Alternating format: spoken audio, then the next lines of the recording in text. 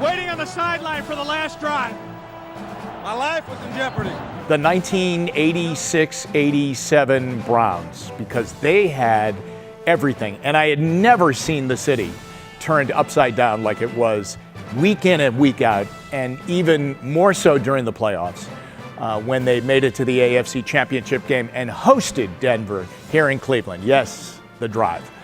But they had everything. You had Bernie Kosar, and people were just infatuated with him, and deservedly so. You had Mack and Biner, who were just amazing.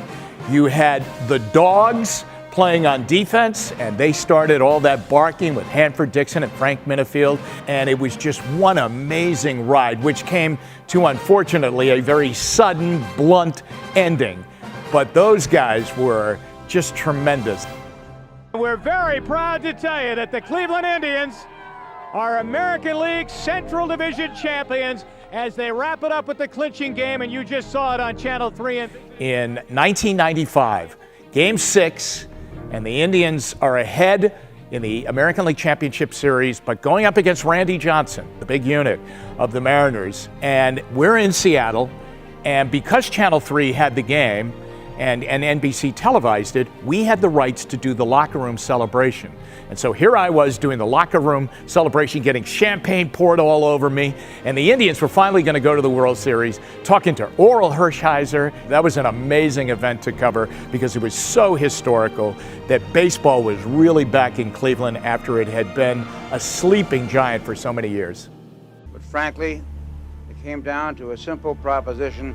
I had no choice. So to lose the Cleveland Browns was really sad, but the story had to be covered. The sad part was that we supported the football team, but little did we know the guy who owned the team at the time when he's moving the team was a pauper. Art Modell, when he's moving the team, he couldn't buy a corned beef sandwich over at Slyman's. He was that broke. That wasn't our problem or your problem because you supported the team so well. But in the landscape of ownership of sports at that time, and certainly now, you have to be beyond wealthy, and he wasn't, and he was doing it on less than a shoestring budget, and it just wasn't fair, and that was sad. So it's Game 7. I guess we were just all ready for another tough loss, another heartbreaker.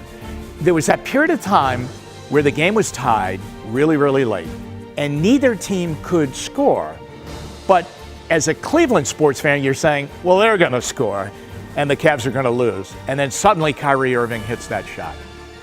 And you're going, wow, this is unbelievable. This might really happen.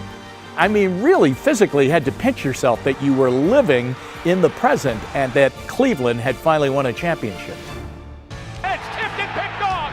They got it down the left sideline. It's Denzel Ward. 20, 15, 10, 5, touchdown! To be the voice of the Cleveland Browns is something that it never gets old.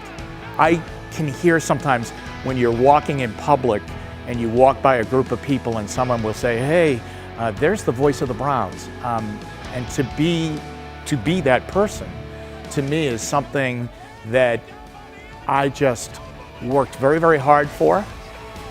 And I continue to work very, very hard at it. And it is something that I will always be, at least career-wise, probably the most proud of.